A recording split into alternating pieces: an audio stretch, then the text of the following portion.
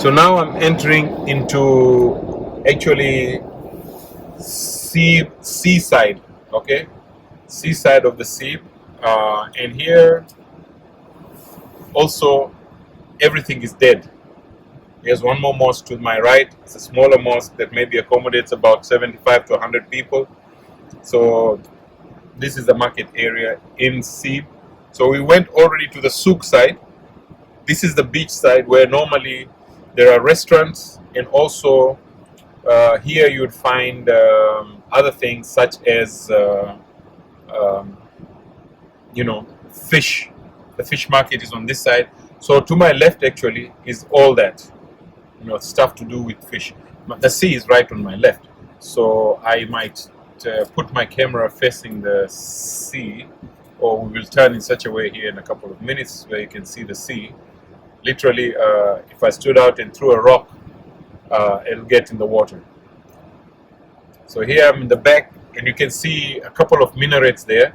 Those are two separate mosques. But believe it, that when the call to prayer is made, those mosques will have people in there. So in front of me, you see some foreigners, most likely Italians, that are out. Like I say, locals are in their houses. They're not outside.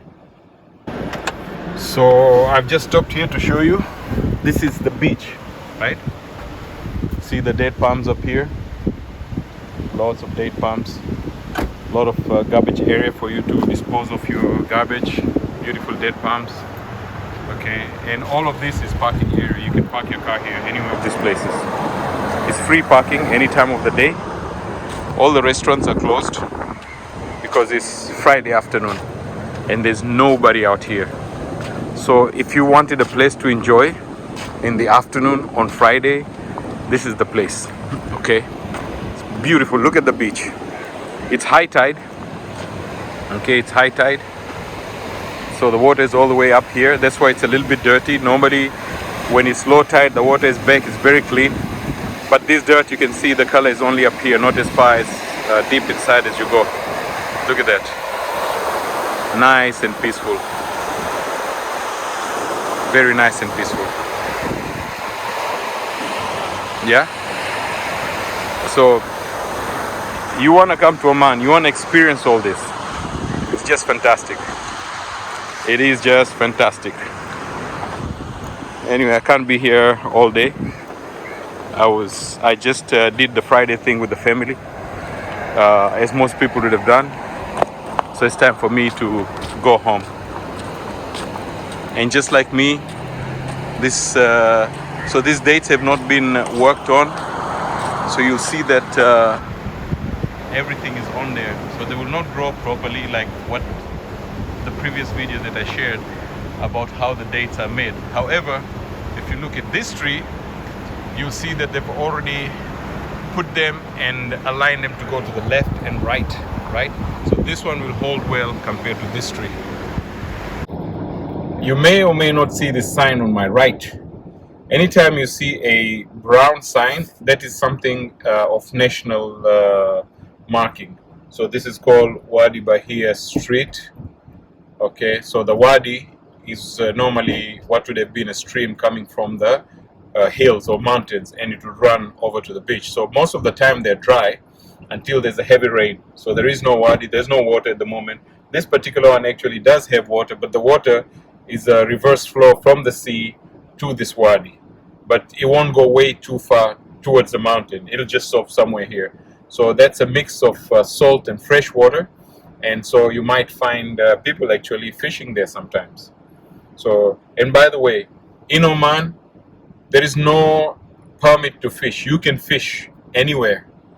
Okay, there's plenty of fish. There's plenty of everything. There is no law against fishing as far as I know. You just buy a fishing pole and go fish.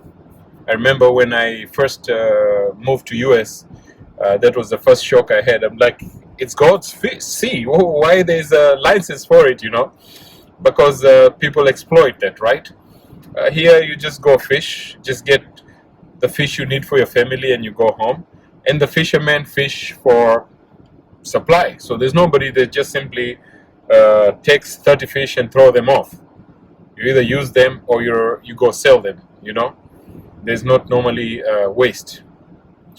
So that's this. So I'm driving now beach road going towards my house, and there are all these humps. These humps do two things. One is they slow you down.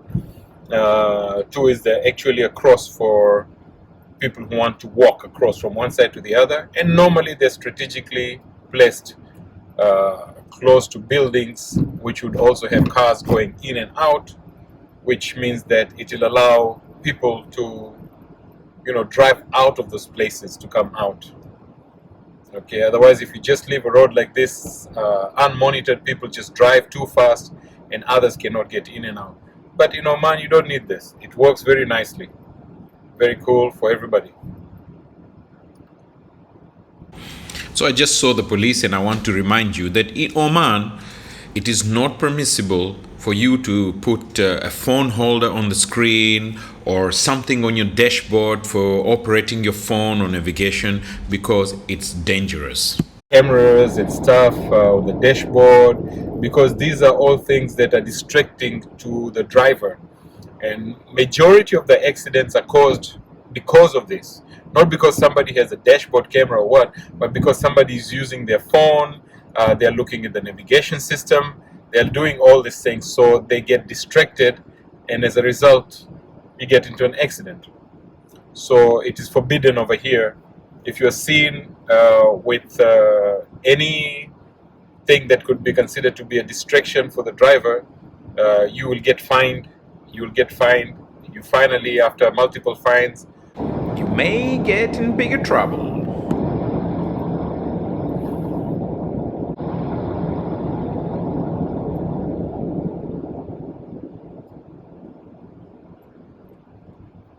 I'm doing about 50 kilometers now, but I'm going to pull over because there's one car behind me. He might be needing to go somewhere, so I'll let him go so I can drive slower. Okay, so there's construction. Anytime there's construction, it's normally very well hidden. Oh wow, look at this house. Whew. Beautiful. All the cacti and everything is outside, which doesn't need a lot of work to maintain. Just needs a little bit of water. That's fantastic. I don't know whose house it is. It could be a minister's house there. I really wish you could be here to see what I am seeing myself. A lot of construction, which means that as the time goes by, there's going to be a lot more to offer for tourists, not just the local. Again, we're in the Seep area, just off the beach. So on my left, you see all the boats and everything that belong to the fishermen. Like I say, if you see somebody like this on my left here, these are actually not locals, these are foreigners. So it's a long Eid holiday, and majority of the locals are not even in town. They went to the interior region or they're out of country. So the locals are enjoying themselves. Here I have an Asian guy, most likely a Chinese guy that lives here. So just looking at stuff that's in there. So the Asian or Far East people we have here are from China, Japan. We have Malaysians. There are lots of Filipinos. Thais. There are a lot of Thais, people from Thailand. So we have everything on this side of the world from Far East.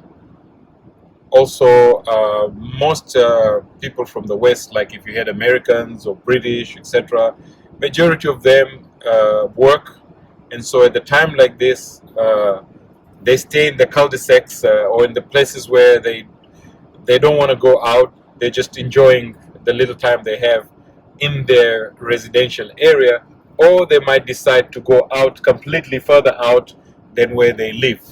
Okay, but normally you don't see them on the beaches like this. They would stay in the beaches close to where they live, because where they live would normally be close to the beach. There are some of those who live away and those actually don't normally go to the beach. They tend to go far interior to explore the country. Okay, so the beaches are open and beautiful. I feel like going and swimming, but at 2 o'clock I don't want to go swim. I just had a very nice lunch. I don't want to go swim now. Yeah, you barely see any cars. It looks like a deserted country. Eh? Just wait. Tomorrow is Saturday. People will start pouring out from pouring in from Dubai after their vacations, and then Sunday it's time for work. So this road will be full. It doesn't matter what time of the day. This road will be full. Yeah. Only few people around here out their houses, because more here normally husband has a car, wife has a car, so there's it's going to be at least 2 cars, the minimum, for any building that you see that's a villa.